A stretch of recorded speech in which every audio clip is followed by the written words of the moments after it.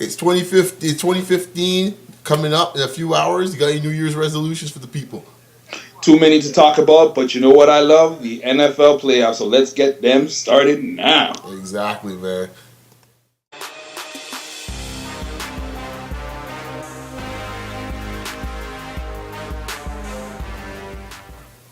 We're going to do a quick recap, as usual, of last week's games. We had 3 big games that were dealing with pretty much the division championships. We'll start with the probably the one that's the least compelling, but it was pretty much a one and done. Panthers, Falcons in Atlanta. We told the folks, never trust Atlanta. This is one of the few times don't bet on black in this case because the Falcons just don't get it done, man. So Cam goes crazy. Cam and all the defense. Cam. And so it wasn't even. It was done. I watched that Real Sports Bar. It was done in the first 5 minutes. Like it was before you blinked twice. It was like 14-0. It's like really. So I don't know, man. Is there much to say about this? Atlanta's confident. Nothing really, except that the Panthers in the last 4 games have given up only 11 points. That's the scary part. That is crazy. Yeah. And I think that it's probably going to be. Sorry for the interruption, but it's going to be a very, very interesting time with them because though the Panthers have a horrendous record, they're probably the team that a lot of teams don't want to be facing, though. Right. We had a little minor technical difficulty. We might have part of those more along the way. Yeah, it's the holidays, folks, man. It's the holidays. Anyhow, moving on to game number 2. Steelers. I'll go with the night game. Steelers, Bengals. I felt personally this Pittsburgh game, Steelers really had this under control. I thought this game could have probably been a lot uglier, but between some mistakes by Pittsburgh, some interesting play calling by Tomlin, I would say, and then thirdly the refs. I mean, they made some interesting calls, that kind of kept things at bay. Let's put it that way, or kept things tight enough. But I never felt threatened really by Cincinnati at all, man. What's your thoughts on this? Well, you know what? I actually did like the way that Pittsburgh was moving the ball around. That was impressive, especially against that defense. But I think I told you my concern with Bell was what came to fruition. We know we ain't playing patty cakes here, but that hit that he took, wow. Well, I would say that hit happened in week 1. Oh, definitely, but that's your bell cow right there, right? Right, but but I guess what I'm saying is that can happen anytime. We see that hit happen at least about half a dozen times during the regular season. Oh, no, I'm not. No, I just said that the timing of that injury though is really bad, especially with them going to this game. So obviously that just shows the wrinkles. That just shows the change. That changes the dynamics of the game that's happening for Saturday, right? Yeah, it's for sure. We'll get to that, but we'll see. And third game, I would say, let's get into it. Detroit, Green Bay. Once again, I mean, we thought at least I can't remember you picked the Lions. I picked the Lions. Yes. Yeah, you think you picked Lions too? I think. No, I did not. I took Green Bay because the Lions didn't win. I think I took Green Bay too. We both took Green Bay. Yeah. So I think Detroit playing in Detroit. Detroit playing in Green Bay. Right. So Green Bay did what they're supposed to do. Aaron Rodgers played a bit of a prima donna, a little bit. It was like, really, dude. Yeah, we got a third party coming in here every few seconds, by the way. Aaron Rodgers just playing diva. Like, I mean, come on, man. Like, you're on the stretcher, you come back out. Like, what is Rudy? Like, it was a bit much. It was a bit much. That guy, he loves melodrama, guy. What? But I'm gonna say this. But I'm gonna say this though. Yeah, man. Are you scared of Green Bay? No. Is anybody scared of Green Bay? I don't know. I mean, Green Bay is one of those teams that gets talked about all the time. And, boy, he loves the camera. Yeah, that's for sure. Green Bay is one of those teams that I think the public and the media loves to play up. And then it's like, when it's all said and done, when you really look and pull back the curtain, there's not a lot there. Sooner or later, because listen, if they don't if they don't play very well, if they're a one and done, wow. I hope that they get the scrutiny that everybody's going to say, you know what? What's really up here? That coach to me is one of the most overrated coaches in the league, man. You want to talk about dude gets a pass, and Oh yeah. Holy He lives in cow. Green Bay, Wisconsin. That's why. Right, exactly. So we're moving now into the playoffs. So we get to that next segment. Regular season's done. Much I love the regular season. The fun's about to begin. So let's Real get fun. into that. Playoffs are here now. Finally, we're gonna go through each game, starting with Saturday games first. I always feel there's one game that's a little weaker than all the rest, and I think the 1 o'clock game or the 4 o'clock game on Saturday. This year is definitely that game, man. Arizona goes to Carolina. Carolina is actually favored in this game. I would tend to agree because I don't know who's starting for Arizona at the moment. I've heard rumors of Stanton coming back. I don't know if that's the case, but either Stanton or Ryan Lindley or the other fellow they got there, I'm trying to remember. Logan Thomas. Yeah, whoever's starting, it doesn't really make a difference as far as I'm concerned. It's actually no. They're gonna get a heavy dose of Cam, as far as I'm concerned. So give me Carolina in this game. I don't think this is gonna. I don't think it's gonna be pretty, man. If they score more than 15 points this game, I'll be shocked. Between the both of them? No, between it could be the case. I think Carolina might get to 20. No, but I think Carolina's going to listen. I mean, I like the Arizona defense. I really do. The front seven is very, very good. Unfortunately, they don't have the offense to make it happen. So I think Carolina's going to come and actually steamroll them. Right, they're going to field a lot. Yeah, man. I think they're just going to run the ball, pound the ball. But that is also a strength against. That's also a strength for Carolina, for Arizona as well. So it'll be interesting. But I just think because eventually Carolina will just wear them down, especially with Cam. Yeah, I mean they didn't look great dealing with Wilson moving around the pocket and getting that's it. And that's a little scary. I mean, Cam looks like he's got his sea legs back.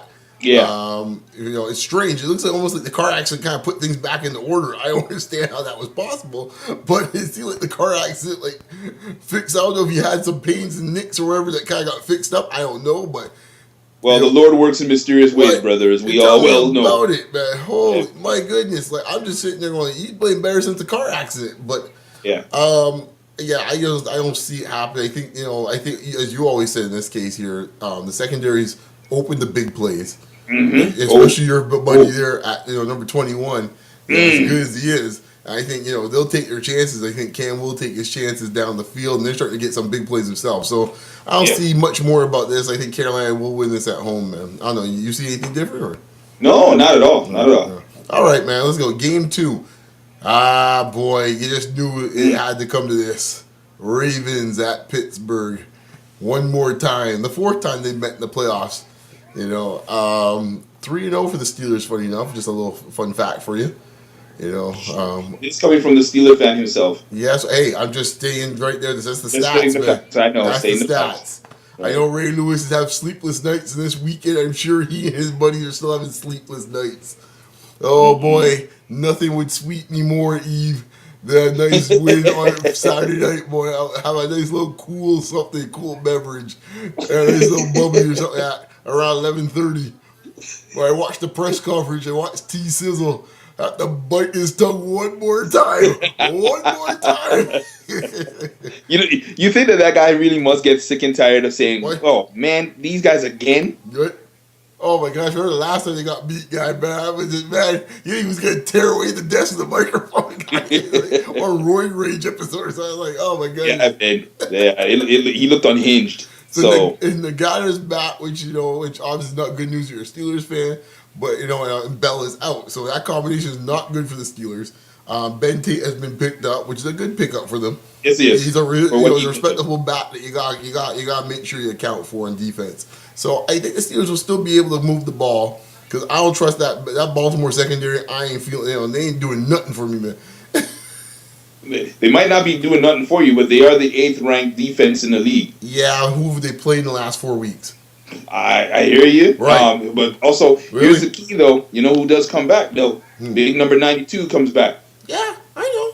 Yeah. I know. Not as a beast guy. I'm not saying he's not. All I'm saying is who you played. I mean, Blake Bortles. Whoever they played. I hear you, but come on, really? I'm not saying the Steelers. I'm not saying that they're going to win this game. Okay, let me put it to you this way. And I'm not saying Baltimore's not going to play competitive, but my point is with Baltimore is that anytime Baltimore's played a decent quarterback, like above average quarterback, let's say if you want to classify it that way, this year they've gotten lit up. Yeah. They've gotten lit up. Let's call a spade a spade. They got lit up. Doesn't matter if Phillip Rivers, if it's Ben, you name it, they've gotten lit up. So I'm not saying I think Ben. I'm not saying Ben's gonna throw 6 touchdowns like last time. But I think I'll be shocked the Steelers don't score over 24 points in this game. Yeah, I got them at 25. I pegged them for 25. At least 25. If this game goes over 24 points, the Steelers are winning this game. Right. That's my thing because I don't think Baltimore. Now, true, the X factor I don't know about is Joe Flacco, but Flacco still, I still think we can deal with Flacco. We've dealt with Flacco in the past. I think we'll deal with Flacco again. So I say Pittsburgh wins, even with the injury to Bell. I think Pittsburgh still wins. It won't be easy, but they'll get through, man. Maybe might be a shootout, man. But that's why I like the home teams on Saturday. Well, so I agree with that aspect of it. I do like the fact that the secondary, obviously ravaged by injuries for your team. The young guys have stepped up and played very well, man. And Michael Irvin basically have a little comment saying, I text you when that happened. Yeah, but you know what? I actually watched a rebroadcast of that, and he basically said, it looks like some guys might not be coming back anytime soon. I said this one's for Eve right here as a text. What Irvin talking about? Some fellas might be looking for jobs. Hey, yeah, man. As far as I'm concerned, Ike Taylor should be looking for a job for last season, as far as I'm concerned. Yeah, man. I still think Troy's got a little something left. You can play with those young boys, but Ike had no business getting re-signed. But anyhow, let me ask you a question though. What do you think about how Tomlin acted like an OG against that boy Nelson at the end of the game, though? Young boy needs to know his role a little bit. He needs to know his role. Okay, because all I just thought was Tomlin give him a look like, "Yo, man, you don't want to go. You don't want to have none." You pretty much said, "Come on, son." You pretty much told him that. So I watched the press conference, and Tomlin has a way with language that I just love to listen. He has a way of saying things. I don't know how. It's just like poetry to me. He said, she said stuff. Why don't you go ask him? Urban picked that up too, which is quite funny. I don't know who's the she there, but that was pretty funny though. But yeah, young fella, back up, young fella, relax yourself. Yeah, that's what it is. But you know what though? Tomlin and Harbaugh, they do not like each other at all. No. That's what makes it really nice on the sidelines. Because when you're to show those camera angles, who knows? Maybe Tomlin might just trip somebody again like he did a couple of years ago. Well, the part I like when they asked him about the bell, and he says, I do not speak about legal hits. I don't speak about legal hits. Oh, Tomlin. Oh, but yeah. So I think, I like Pitt on that one, man. So we get to Sunday. Yeah. And Sunday has 2 interesting matchups. The 2 paper Tigers play each other in the first game. Indianapolis and Cincinnati.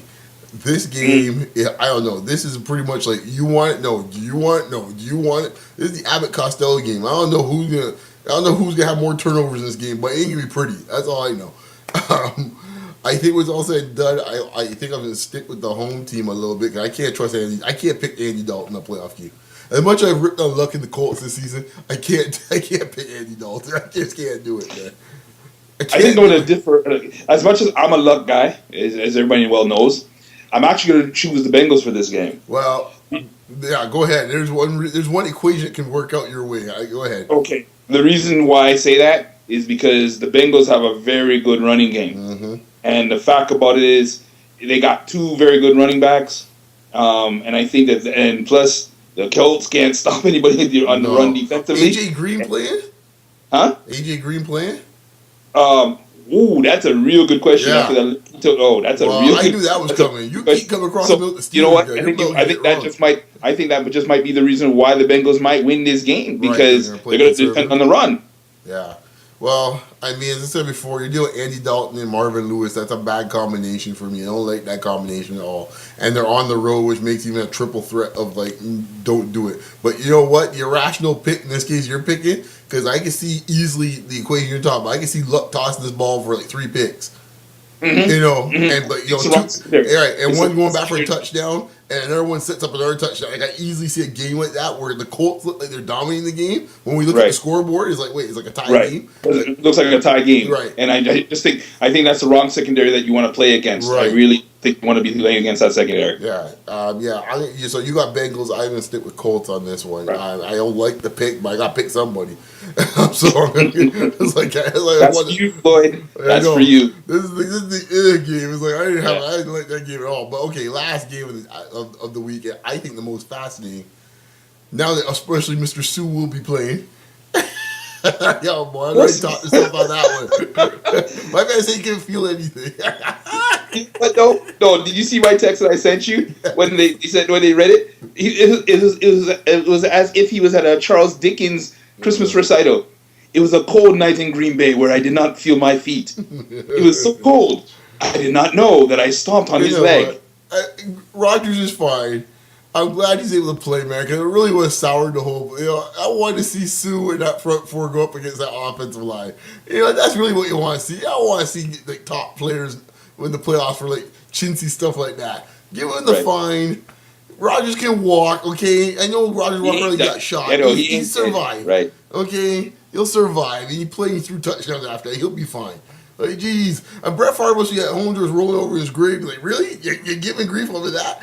Oh, it looks like what happened to me? Do you remember what happened to me in the Saints game? Right. Or half the other teams over the season. I got murdered. Right. Like, They're trying to sap and all sorts of dudes over the years say, this little thing, really? I know, man. But I'll say this though. For this game, first I'm gonna say this. Yeah, well, you know what? I think personally in this game, I think if my dude there, Mr. Garrett, does not win this game, I think he's fired. You serious? I think he's fired. Wow. I think he's fired. If he does not win this game, I think he's fired. Man. Here, rationale is very simple on this. Also, he still has not gotten that contract extension. Right. All right. But he's the first coach to get in the playoffs, and who knows when. I hear you, but this is Jerry Jones that we're talking about. So who's he gonna pick? I just got this feeling. I think that if this guy does not win in this game, I think the Cowboys job will be open. Right. That's my feeling. Okay. All right, man. So who you like in the game?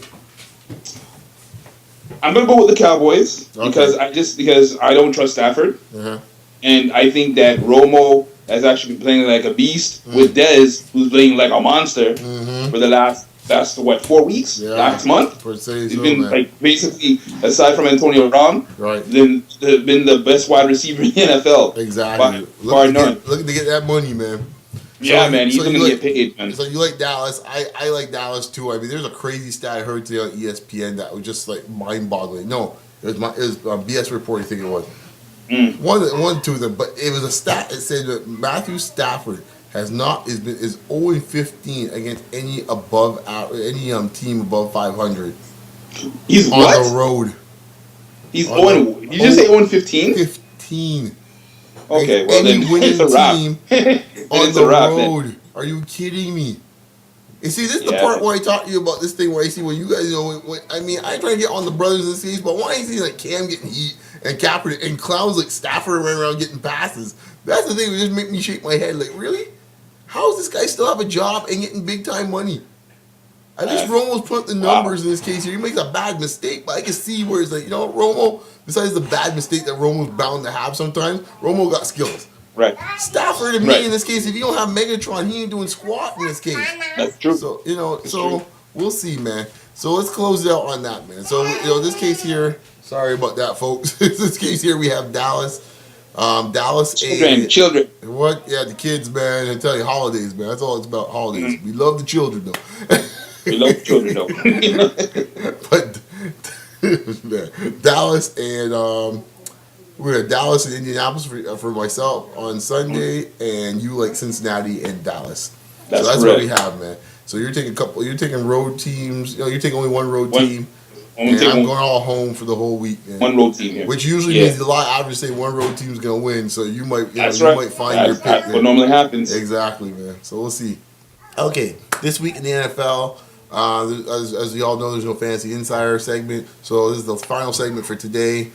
Pretty much it's Black Monday as it comes to pretty much called the NFL firings galore. Let's put it this way. I'll say up front, never like to see anyone fired. Well, I wouldn't say never like to see anyone fired. There's a couple people over the years I had no problem, and I must admit I feel guilty about me a little bit, but I had to toast a little bit when they got fired. But for the most part, 95% of the time, there's a few there. We all got a few. Come on now. Yeah. But I don't like to see no man get fired in this case here. I never feel warm and fuzzy about when someone's getting dropped. So, let's see here. Where do we start? The Jets, I guess, since that's the one everyone's waiting for all year long. Rex out, Idzik out. You know who needs to be fired? That owner needs to be fired. Well, Woody Johnson should have been fired. He's an idiot. He's a total moron. I think what we're going to see throughout this whole segment here is that bad management has a lot to do with a lot of this, okay? It starts with the top, man. Oh, bad management starts with the top, man. So, Rex, I think, is going to find a job pretty quickly, I think. We debate this, but I think Rex is a pretty good coach. I don't think, I think the guys play hard for him even the last game. Mm-hmm. And I think in this case here, I think Rex, the players like him. I don't think he ever lost respect in the locker room. Even he didn't get much for him, get much talent surrounded by his team. Is he an offensive guru? Heck no. But you could get guys in his case handle that. But I think overall, from a standpoint of making guys, play hard for you, having a good playoff, having a good structure, especially on defense. Like he figured out New England. When everyone else couldn't figure out New England, he figured out New England. So he still figured out New England just 2 weeks ago. Right. So to me, I think Rex will be all right. Idzik is a joke, personally. I should say he'll never get another GM job ever in the NFL. Yeah, true. You could say he was tied with the coach. He didn't get his own coach. He's a personnel guy, man. He's a personnel guy. He's not a GM guy. I get this thing about you want your own guy, but come on, people. You tell me you're not professional. You can't work with folks. Really? We're in a situation here in Toronto, in this case, the basketball team, where the coach could have been fired. The GM wanted to do so. But the GM's no idiot in this case here. He said, you know what? I'll work with what I have. The guy's doing a decent job. I'll be fair. And what do you know? Right. Hello, they got the best record down the East. You're professionals, man. The first thing is well, I just can't do my job because I don't have my guy. What, you don't take the players? You don't draft the dudes? You don't pick the guys in free agency? I hear what you're saying on that. I hear what you're saying on that, but it has been a proven point though within the NFL that if a GM doesn't bring in his own guy, 9 times out of 10 it doesn't work. You know what I mean? It's been a proven fact. Fair enough. My problem that I have is, first of all, Woody Johnson is a joke of an owner. Thank goodness, as I said before, the New York Giants, New York Jets. There's a reason why there's winners and losers. Yep. You know what I mean? And that Jets franchise is a bunch of losers because it starts from on top. True. That guy, no disrespect, he's a clown. He's clownish as anybody else. Well, Drew, let's move. There's so many fires. Let's move on quickly to get something. Atlanta, what do you think there? Smith, not surprised? It's not at all, especially after that last game. Yeah. The last game of the season where they got smoked for the title. Well, yeah. He had the game against Cleveland, which I think was just atrocious time management. Time management, and I think that's been a problem for him for his tenure. So we go back the year before Seattle. It was brutal at the end of the game. True. In the playoffs. So, not surprised there. Moving through San Francisco. It seems like all year you can't escape San Francisco. I am surprised that Harbaugh decided to take the job in Michigan. As a Michigan man, I am happy to hear that you have him from Michigan. As a Michigan man myself. Because I think he's a good coach as much as I sometimes think he's overrated, but he's a good coach. I'm not saying he's not. But I just think the media just falls in love a little too much with the gushing. When you look and pull back once again and you see what he's done. He's done some stuff, he's accomplished some things, but a lot of guys accomplish more and don't get nearly as much pub as that guy. But can I say this though? Yeah. My thing with him, I think he's one of those guys that have a shelf life like a Bill Parcells. Oh yeah, in kind of level that he's good for 3 years at the tops. That's where he can tolerate you. That's the reason why I think he's good for college. Because well, you know what though? I'll be honest with you.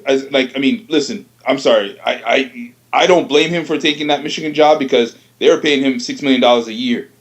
Well, all right, I think it's 8. Is it 8? He ended up getting, is it? Oh man, it's not 8, 6 million. It's 6 million, man. But the thing is, I think college is perfect for him because he can do whatever he wants. No one's gonna say anything. But he'll do that whole recruiting nonsense stuff. You gotta come and talk. He didn't Stanford. Kids and try to get him to recruit. He didn't Stanford. He's done it before. Right. It's not to say that he hasn't done it before because he obviously did it in San Diego State. He did it in Stanford. Yeah. So that's not an issue. I think that this is probably going to be like a 3-4 year project, like the Pete Carroll thing. Maybe 3-4 years, come back. and he'll probably have a litter of jobs to go to, Okay. and then he'll go to the right situation. Let me wrap it up with this. Anybody you're surprised that still has their job? Right now, I got one in my head right now. Coughlin. Really? Yeah, Oh, man, but come on, I understand why they kept him, because they kept him for the offensive sake purposes. Well, Because yeah. defensively, the Giants need help. Well, I mean, a couple of years ago, what's the fella's name there? Perry Fuel. Yeah, I feel he was like on the hot.